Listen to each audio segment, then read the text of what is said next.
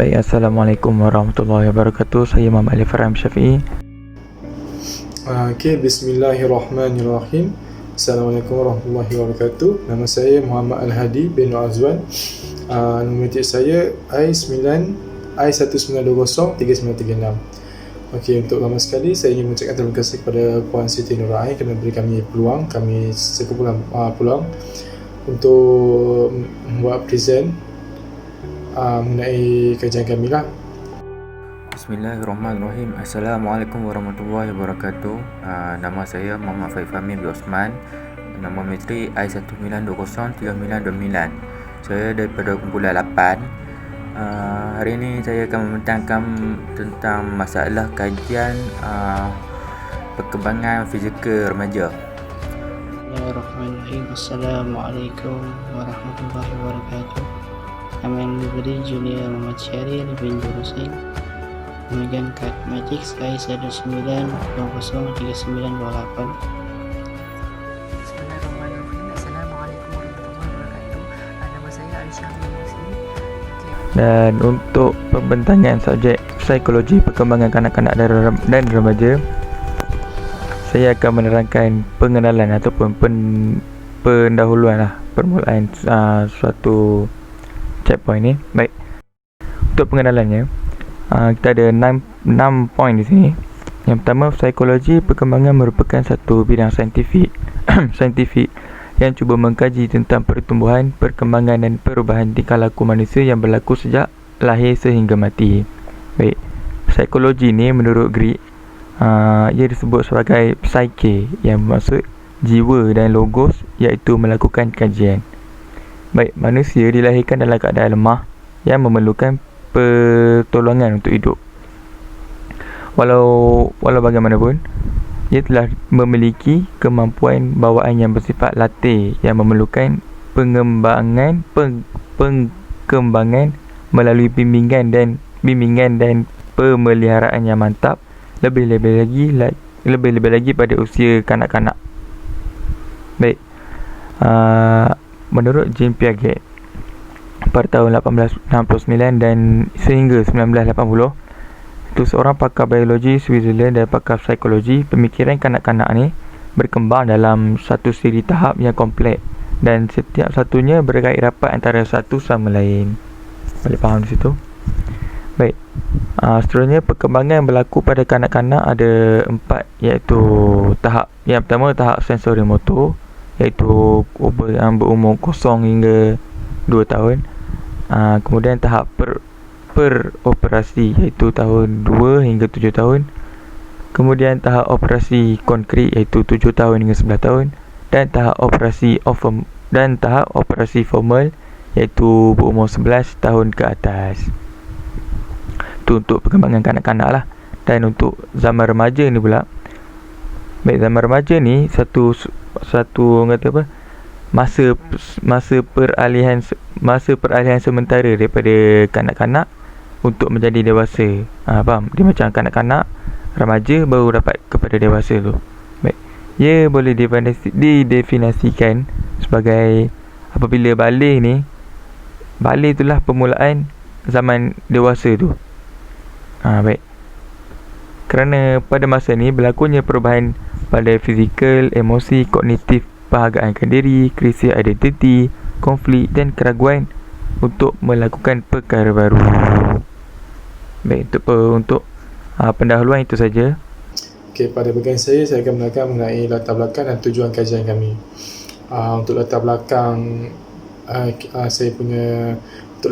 latar belakang kajian kami,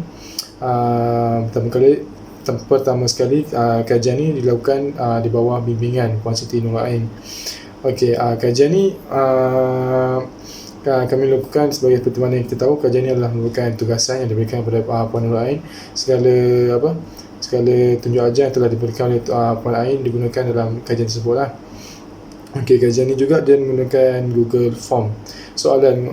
Google Form. Okey, soalan ni kami buat sendiri dan untuk perkembangan yang kami pilih adalah perkembangan fizikal, dan soalan kami lebih kepada tuju kepada perkembangan fizikal remaja lah, daripada awal sampai akhir lah.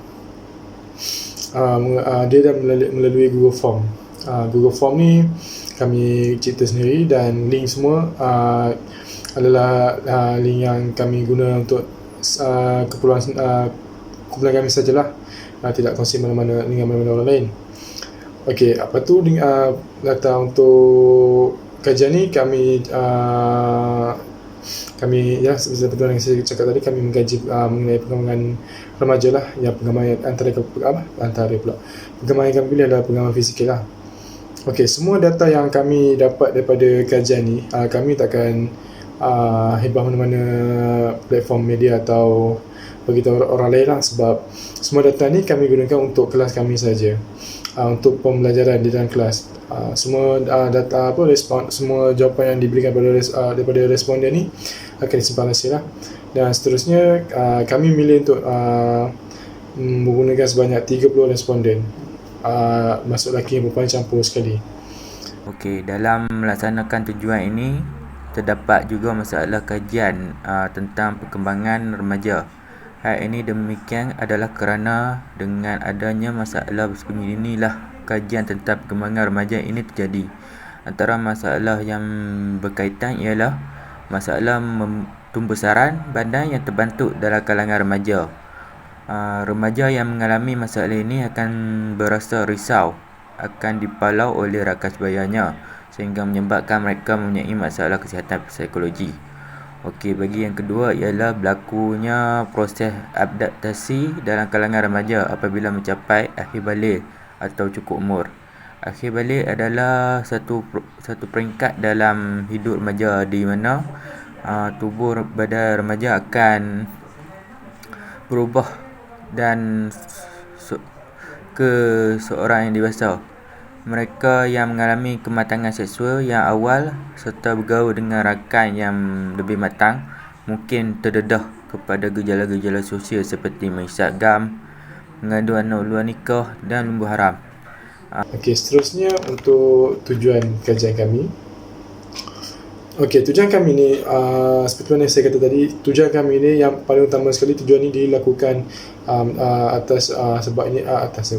dilakukan kerana ini adalah merupakan tugasan yang diberikan oleh pensyarah kami, Puan Siti Nurain binti Zakaria, sebagai pensyarah kepada kursus perkembangan psikologi kanak-kanak dan remaja. Okey, ini adalah tujuan utama dia. Okey, selain daripada itu ada beberapa tujuan lain yang kami ingin menekankan. Okey. Tujuan seterusnya untuk memahami peringkat perkembangan awal dan akhir. Okey, peringkat perkembangan ni dia ada beza daripada awal dan akhir seperti mana kami belajar. Dia remaja ni ada peringkat awal dan peringkat akhir. Pada kami akan ambil dari segi fizikal lah. Okey, selain itu kami akan membukakan pengetahuan perkembangan tentang fizikal remaja. Okey, bila kami dah dapat jawapan apa semua daripada data responden ni, ini adalah satu pengetahuan yang kami dapat lah, dan kami akan sharekan dalam kelas seperti mana yang diperintahkan lah. Ini juga adalah proses belajar untuk kami di dalam kelas psikologi perkembangan kanak-kanak dan remaja lah. Okey, seterusnya kami akan antara tujuannya adalah memahami tentang membuat ramalan perubahan tingkah laku remaja berperingkat awal dan akhir. Okey, tingkah laku remaja ni dia berbeza daripada yang lain. Okey, perkembangan juga dia akan memberi perkembangan ni dia ada sedikit menyumbang faktor pada tingkah laku lah. Okey, sebab kalau perkembangan dia kalau macam ni, tingkah laku dia macam mana, perkembangan dia macam ni, tingkah laku macam mana, macam tu. So untuk kami akan cuba untuk memahami lah lagi dan try untuk membuat ramalan perubahan tingkah laku remaja lah. Okey, seterusnya perkembangan fizikal ni dia ada perbezaan antara remaja-remaja lain. Okey, ni yang terakhir, tujuan kajian yang terakhir, seperti mana saya kata tadi, dia ada berbeza antara orang lain. Contohnya perbezaan antara 30 responden kita orang dapat lah. Kami dah edarkan soalan, kita dapat jawapan, dan ini adalah antara jawapan setiap individu lah. So dia punya individu tak sama, so dengan dia punya tahap kembangan fizikal pun lain, tak semua orang sama, dan kita akan dapat bezakan lah berapa ramai yang sama para ramai yang lain. Okey. Itu saja daripada saya. Terima kasih. Bagi the next is objektif kajian. Objektif kajian ini ialah kajian ini dilakukan adalah berdasarkan kepada objektif yang telah disusun. Antaranya ialah mengkaji perkembangan fizikal awal sehingga akhir remaja dan mengenal pasti perkembangan perubahan tingkah laku remaja dari awal hingga akhir remaja. Okey. Sekian daripada saya. Assalamualaikum. Baik, kita terus dengan kerangka konseptual. Baik, apa itu kerangka konseptual? Kerangka konseptual ni ia menerangkan secara ringkas tentang bentuk kajian, hala tuju kajian, format kajian, peringkat-peringkat ataupun fasa kajian tersebut. Baik. So, kita punya pembentangan ni, kerangka konseptual dia yang pertama menggunakan teori psikoanalisis atau juga dikenali sebagai teori psikoanalitik. Baik, teori ni dia adalah diasaskan oleh ahli psikologi dari Austria iaitu Sigmund Freud yang memperkenalkan teori psikoseksual. Baik, poin yang kedua, perkembangan manusia dibentuk daripada 3 bentuk pemikiran semasa perkembangan. Iaitu apa? Yang pertama pemikiran sedar, yang kedua separuh sedar dan yang ketiga tidak sedar. Baik, bahagian sedar ni adalah bahagian yang pertama iaitu bahagian sedar adalah bahagian yang paling kecil sahaja dalam kehidupan. Manakala dua lagi bahagian iaitu separuh sedar dan tidak sedar, ia adalah bahagian yang besar dalam bentuk pemikiran ni. Begitu juga pemikiran bagi remaja di mana mereka mencapai lingkungan umur 12 tahun hingga 18 tahun. Mereka akan menghadapi satu norma ataupun tahap di mana kehidupan mereka iaitu identiti, iaitu mengenali identiti ataupun kekeliruan identiti mereka. Baik, kemudian poin yang ketiga, perubahan besar dari segi sosial, emosi, fizikal dan pemikiran di kemasukan alam remaja.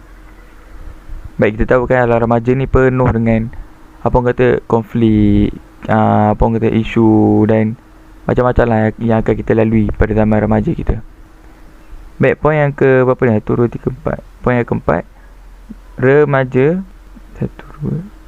remaja akan mencari-cari tentang kepribadian mereka dan cuba untuk mengenali diri mereka. Baik, so tadilah dia mencari identiti dia. Itulah remaja. Baik, remaja yang berjaya menghadapi krisis ni akan menjadi lebih matang dan memperolehi konsep kendiri yang baik. Manakala jika remaja tu gagal mengatasi keadaan begini, maka mereka akan mengalami konsep kendiri yang negatif. Baik, itu saja untuk kerangka konseptual. Hari ini saya akan mengambil part bahagian dengan 7.0 iaitu metodologi kajian, di mana dalam kajian ini kami menghubung-kaitkan persoalan dan soal sidik dengan hasil kajian. Reka bentuk kajian dalam penyelidikan ini adalah menggunakan kaedah persampaian secara awak muda. Kajian ini mengkaji perkembangan remaja di dalam psikologi. Kaedah persampaian digunakan kerana proses untuk mendapatkan maklumat sangat mudah dan tepat dan relevan dengan objektif yang telah kami sediakan.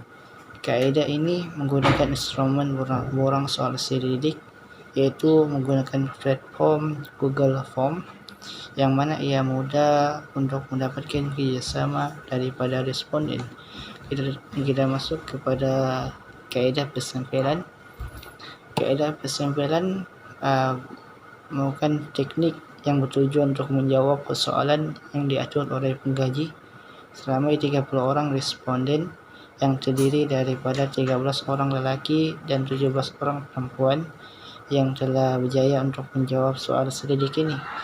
Pemilihan responden ini berdasarkan kaedah Google Form, iaitu menyerahkan dalam lingkungan umur 12 hingga 20 tahun. 20 tahun. Kaedah ini digunakan sebagai mengambil kira masa lapang responden dan tidak menumpukan kepada golongan yang bukan remaja, hanya menumpukan kepada golongan remaja. Antara ciri-ciri yang diambil kira semasa proses pemilihan responden adalah melalui peringkat umur. Seperti yang saya cakap tadi, peringkat umur dalam lingkungan 12 tahun hingga 20 tahun. Hal ini kerana pemilihan ini adalah berdasarkan golongan remaja dalam lingkungan umur tersebut yang berdasarkan dengan perkembangan fizikal remaja. Lepas tu, kaedah seterusnya adalah kaedah kajian. Kami menggunakan dua kaedah kajian. Yang pertama adalah borang soal selidik dan kaedah permatian.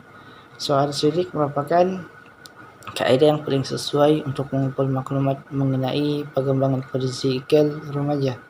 Kaedah ini sesuai dengan menggunakan sumber yang diperoleh daripada soal selidik dengan responden kajian yang dijalankan dalam suasana semula jadi dan dapat memberi data yang secara tepat. Dengan menggunakan kaedah soal selidik ini, kami dapat mengumpul maklumat secara tepat kerana menggunakan platform Google Form.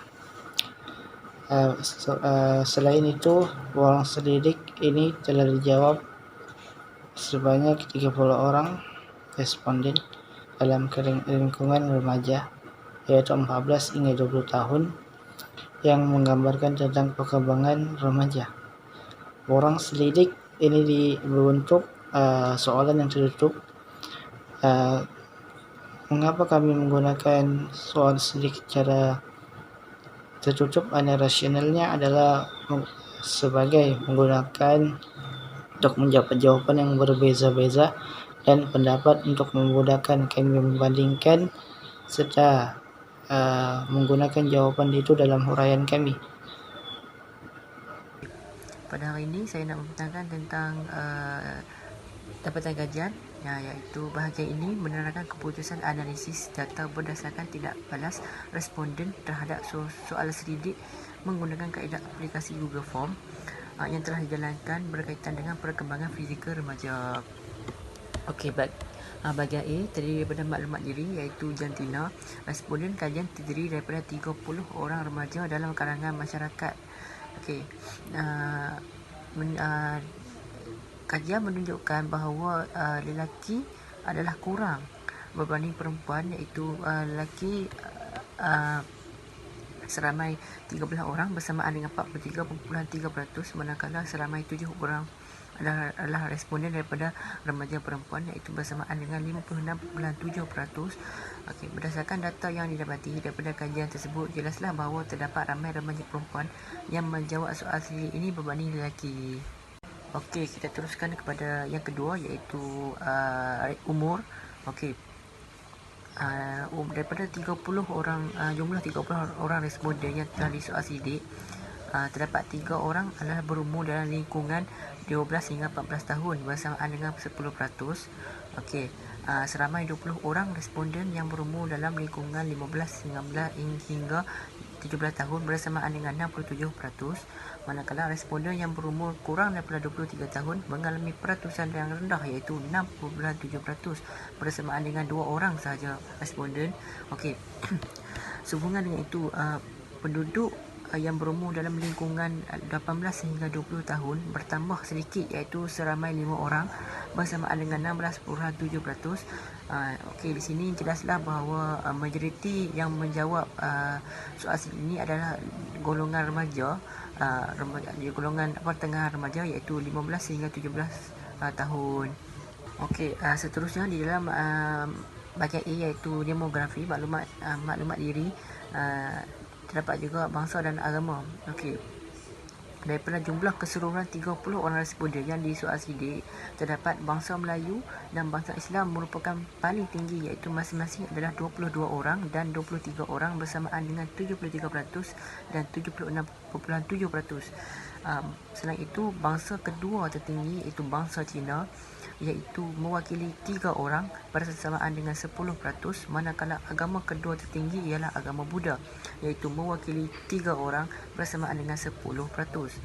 kaum India pula mengalami penurunan, iaitu 2 orang bersamaan dengan 6.7%, manakala agama bagi Hindu dan Kristian masing-masing adalah sama, iaitu 2 orang bersamaan dengan 60.7%.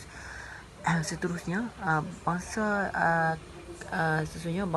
bagi kaum Iban dan Kadazan merupakan antara yang paling sedikit, iaitu masing-masing adalah 1 dan 2 orang yang mewakili responden, iaitu bersamaan dengan 33.3% dan 6.7%.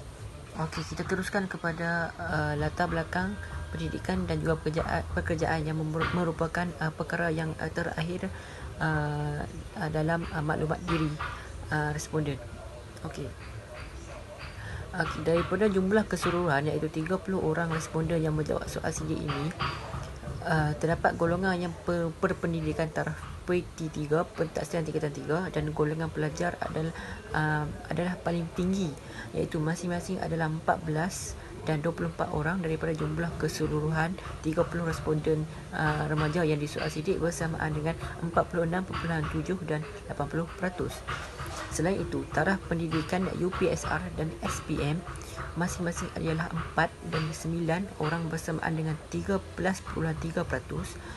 dan 30%, manakala bagi sektor pekerjaan, bagi golongan yang bekerja dan tidak bekerja adalah masing-masing seramai 2 dan 4 orang bersamaan dengan 6.7 dan 13.3%. Seterusnya, jumlah yang sedikit, iaitu bagi STPM, diploma dan ijazah, iaitu masing-masing mewakili seorang bersamaan dengan 3.3% daripada jumlah keseluruhan responden remaja yang menjawab soal sidik ini. Okey, kita terus kepada bahagian B, iaitu data responden, tindak balas remaja dari berbagai tentang perkembangan fizikal remaja. Pendapat remaja tentang perkembangan fizikal remaja. Okey, terdapat 10 soalan di dalam soal sidik Google Form. Okey, dapatan kajian menunjukkan bahawa terdapat perbezaan pendapat responden remaja yang mengatakan dan menghuraikan tentang perkembangan fizikal terhadap mereka. Setiap tindak balas remaja mempunyai perbezaan dan bilangannya. Okey, daripada jumlah keseluruhan 30 orang responden remaja, 29 orang atau bersamaan dengan 96.7% mengakui bahawa perkembangan fizikal mempunyai perbezaan sewaktu kecil sehingga besar, manakala mereka merasa bimbang atau cemas terhadap perubahan autonomi tubuh badan. Untuk membantu seseorang menghadapi masalah ialah seramai 18 orang menyatakan ya dan 12 lagi menyatakan tidak, bersamaan dengan 60 dan 40%. Selain itu, jumlah keseluruhan yang menjawab pernyataan tentang fizikal memainkan peranan penting dalam teori perkembangan, dan setiap remaja pasti akan mula tumbuh jerawat di muka adalah sama, iaitu masing-masing 30 responden yang menjawab. Daripada jumlah itu, seramai 26 orang bersetuju dengan pernyataan tersebut, iaitu bersamaan dengan 86.7%, manakala sebaliknya pula adalah seramai 4 orang ataupun 13.3%. Hal ini demikian berlaku kerana mereka mungkin menyangkakan bahawa perkara ini telah pun berlaku terhadap diri mereka sebagai remaja. Seterusnya, terdapat penaikan yang agak mendadak. Pernyataan kanak-kanak amat cenderung ingin meningkat remaja agar mereka bebas untuk berbuat satu perkara di luar kemampuan fasa mereka, iaitu seramai 30 responden yang menjawab. Daripada jumlah itu, 28 orang menyatakan ya bersamaan dengan 93.3%, manakala 2 orang bersamaan dengan 6.7% menyatakan sebaliknya, berbanding dengan pernyataan suara mereka dan rakan-rakan mula bertambah kasar, dan keinginan berkahwin dengan pasangan mereka wujud dalam kalangan pelajar wanita berbanding pelajar lelaki masih agak tinggi. Bagi yang menyatakan ya seramai 24 dan 18 orang bersamaan dengan 80 dan 60%, manakala yang menyatakan tidak ialah seramai 20% dan 40% ataupun bersamaan dengan 6 dan 12 orang. Akhir sekali, terdapat juga keputusan responden yang menyatakan ya dan tidak adalah sama rata, iaitu bagi pernyataan bahawa pernah merasa tidak selesa dengan perubahan yang berlaku pada diri mereka, iaitu masing-masing 15 mengatakan ya dan bersamaan dengan 50%. Okey, seterusnya yang kedua, untuk bahagian B ini, perkembangan fizikal remaja yang mereka tahu di dalam kehidupan mereka. Perkembangan fizikal remaja terhadap diri responden. Okey. Bilangan responden adalah seramai 30 orang. Dapatan kajian menunjukkan bahawa terdapat perbezaan pendapat responden yang menyatakan dan menghuraikan tentang perkembangan fizikal terhadap diri mereka. Setiap pendapat mereka mempunyai perbezaan bilangannya tentang perkembangan fizikal ini. Okey. Terdapat 30 orang responden yang memberi respon terhadap soal selidik yang berkaitan dengan bulu-bulu mula tumbuh di ketiak dan kemaluan serta kekuatan fizikal semakin meningkat mengikut umur. Daripada jumlah keseluruhan itu, 30 orang menandakan ya bagi kedua-dua tersebut bersamaan dengan 100% dan menjadikan bahawa kesemua responden bersetuju dengan soalan tersebut. Hal ini demikian menyaksikan bahawa mereka telah mengalami fasa tersebut di dalam perkembangan fizikal remaja ini. Selain itu, terdapat 29 orang responden menyatakan ya bagi 4 soalan yang ditanya, iaitu remaja dan dewasa mempunyai fizikal berbeza, remaja mengalami perubahan dari segi tubuh badan dan emosi, fizikal boleh menambah daya tarikan seseorang dan tentang pemikiran bertambah matang. Keadaan ini menyaksikan bahawa peratusan adalah 96.7%, manakala bagi yang tidak setuju pula masing-masing ialah seramai seorang, iaitu mewakili 3.3%. Bagi pernyataan keadaan fizikal tidak perlu dijaga pula ialah seramai 100 responden yang menjawab, dan keadaan ini menurun dengan mendadak daripada jumlah keseluruhan itu yang menjawab. Jumlah yang menandakan tidak melebihi jumlah yang menandakan ya, iaitu seramai 23 orang menandakan tidak bersamaan dengan 76.7%, manakala 7 orang ataupun 3.3% menandakan sebaliknya. Hal ini dapat dilihat bahawa kita semua adalah penting untuk menjaga keadaan fizikal kita kerana ia akan menjadikan kesihatan kita sentiasa terpelihara. Seterusnya, fizikal yang kuat mampu membuat pelbagai tugasan dan fizikal boleh diubah mengikut kehendak masing-masing. Menandakan ya adalah seramai 24 dan 20 orang bersamaan dengan 80 dan 66.7%. Yang manakala yang menandakan tidak pula adalah seramai 6 dan 10 orang ataupun 20 dan 33.3%. Akhir sekali, tentang berat semakin bertambah juga kebanyakan remaja bersetuju, iaitu seramai 28 orang daripada 30 responden atau bersamaan dengan 93.3%, manakala yang menyatakan tidak adalah seramai 2 orang bersamaan dengan 6.7%. Okey, bagi soalan yang terakhir, iaitu pendapat mereka tentang kesan perubahan diri remaja berdasarkan perkembangan fizikal remaja. Okey, bilangan respon yang menjawab adalah 30 jawapan mewakili 10 soalan. Okey.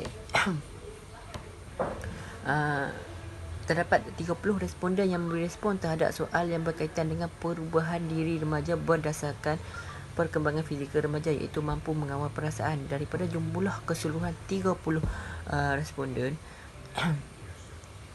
kesemua orang menandakan ya, iaitu menyebabkan 100% orang bersetuju dengan pernyataan tersebut. Hal ini demikian menyaksikan bahawa remaja mampu mengawal perasaan apabila mereka mencapai tahap perkembangan dalam kehidupan mereka.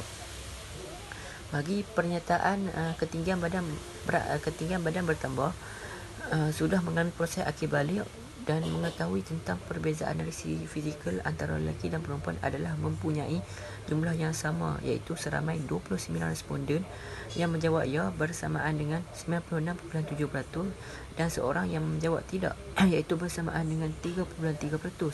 Seterusnya, bagi pertanyaan untuk soalan tentang remaja lelaki berumur 18 tahun telah mencapai had ketinggian maksimum. Perubahan tubuh badan tidak begitu cepat dan mula berkurangan apabila mencapai balik.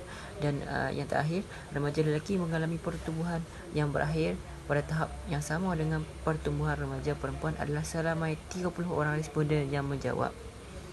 soalan ini.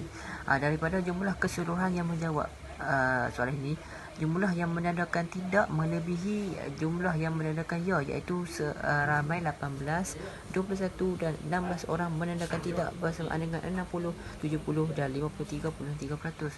Manakala 12, 9 dan 14 orang ataupun 40, 30 dan 46.7% yang menandakan sebaliknya.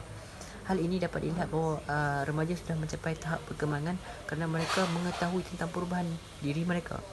Seterusnya, perkembangan fizikal yang telah dijawab oleh responden kembali meningkat apabila masing-masing menandakan ya adalah seramai 27, 23 dan 28 orang bersamaan dengan 90, 76.7 dan 93.3%, manakala yang menandakan tidak pula adalah seramai 3, 7 dan 2 orang ataupun 10, bersamaan dengan 10, 23.3 dan 6.7%. Kita dapat lihat di sini bahawa kebanyakan responden yang menjawab soal SDG ini memahami tentang perubahan diri mereka dan menjadikan mereka ke arah remaja yang mampu membina keyakinan diri dalam kehidupan seharian. Akhir sekali adalah berkaitan dengan 9.0, iaitu perbincangan dan kesimpulan. Apa yang saya dapat melihat daripada kajian ini, kesimpulan yang dapat dijalankan merujuk kepada perkembangan fizikal kanak-kanak sehinggalah remaja dalam lingkungan umur 12 tahun hingga 20 tahun. Dapat dikenal pasti, kami menggunakan teori psikoanalisis yang memperkenalkan teori psikososial yang telah dibuat oleh tokoh yaitu Sigmund Freud. Kajian ini juga telah dapat menjawab sejarah objektif kajian, yaitu berkaitan dengan persoalan perkembangan remaja. Manakala dalam dapatan kajian, kami menggunakan dua bahagian, yaitu bahagian A, di mana bahagian ini kita dapat lihat dalam slide, yaitu bahagian A dan bahagian B. Bahagian A berkaitan dengan maklumat diri dan manakala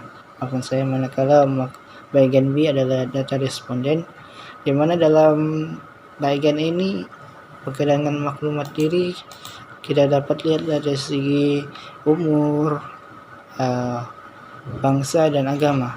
Dan dalam kajian ini kami menyimpulkan bahawa majoriti yang menjawab kajian ini menggunakan kaedah Google Form adalah daripada bangsa Melayu dan beragama Islam.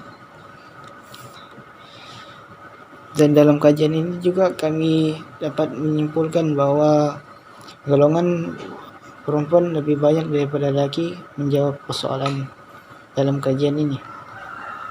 Seterusnya adalah berkaitan dengan bahagian B, yaitu bahagian responden. Kami telah meletakkan beberapa soalan ataupun untuk mengetahui bagaimanakah remaja itu berkembang dari segi berkaitan dengan soalan yang telah kami ajukan yang telah mendapat persetujuan daripada pensyarah, yaitu Puan Ain, dan kami telah menjalankan kajian tersebut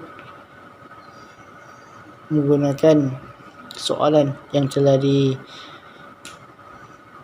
telah kami sediakan dan telah mendapat bantuan daripada Puan sendiri, yaitu pensyarah kami. Seterusnya adalah kita dapat lihatlah remaja ini berkembang sesuai dengan beberapa teori ataupun perkembangan remaja ini juga kita dapat lihat melalui remaja itu sendiri telah melalui seperti pertumbuhan janggut, bulu ketiak, bulu-bulu yang pubis, dan kematangan dari segi tumbuhnya jerawat. Wanita, lelaki bertubuh besar dan ketinggian juga dapat dilihat dalam kajian ini.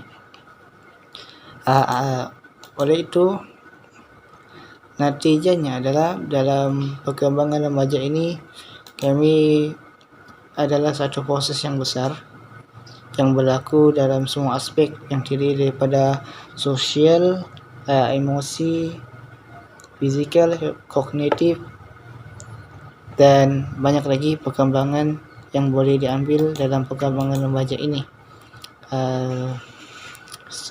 Bukan itu saja, perkembangan remaja juga sebagai titik permulaan bagi manusia mencapai fasa kematangan atau kedewasaan, disebabkan fasa kanak-kanak tidak akan kembali. Sebaliknya, tumbuhan remaja terus meningkat sehinggalah mencapai fasa tua dan mungkin jangka hayat tidak lama. Oleh itu, saya berharap kepada semua pihak agar kita perlu bersatu dalam melihat perkembangan remaja ini sebagai perkara yang perlu dititik beratkan, kerana remaja merupakan pemimpin masa depan negara ini. Melalui penjagaan perkembangan ini, kita dapat melahirkan pemimpin yang matang dan bertanggung jawab untuk rakyat. Okey, sebelum tamatnya video presentation ini, saya di sini saya dan ahli pun saya ingin mengucapkan ribuan terima kasih kepada Puan Siti Nurul Ain Haji Zakaria, iaitu merupakan pensyarah bagi subjek psikologi perkembangan kanak-kanak dan remaja kerana memberi tugasan sebegini kepada kami, dan insya-Allah dengan tugasan ini kami dapat mampu untuk mendalami ilmu tentang perkembangan remaja. Okey, sekian, terima kasih. Assalamualaikum warahmatullahi wabarakatuh. Sekian, terima kasih. Assalamualaikum warahmatullahi wabarakatuh. Terima kasih.